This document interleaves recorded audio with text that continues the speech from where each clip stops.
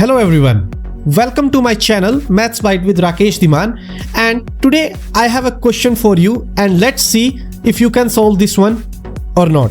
So, according to the question, we have a tree which breaks from a certain point due to storm and it breaks such that the top touches the ground. Now, the angle between the tree and the ground will be 90 degree as usual.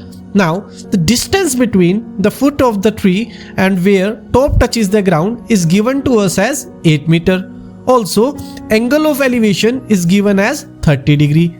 First of all, let's label the triangle formed from this situation as A, B and C.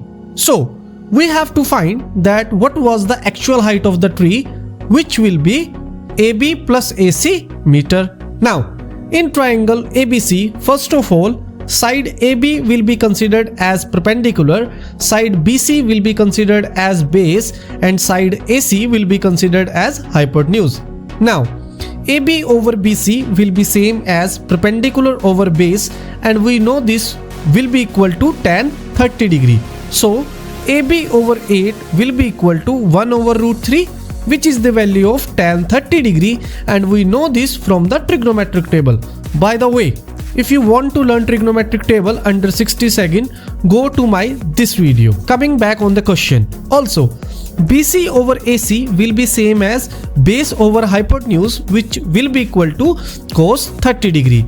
On putting the values, we will get 8 over AC is equal to root 3 over 2, which is the value of cos 30 degree. So, AC will be equal to 16 over root 3 meter. Finally, height of the tree will be equal to AB plus AC, which will be equal to 8 over root 3 plus 16 over root 3, which will give us 24 over root 3, and on rationalizing this thing, we will get the actual height of the tree, which will be 8 over root 3 meter, and that's our final answer. If you like this video, do follow us and don't forget to subscribe our channel.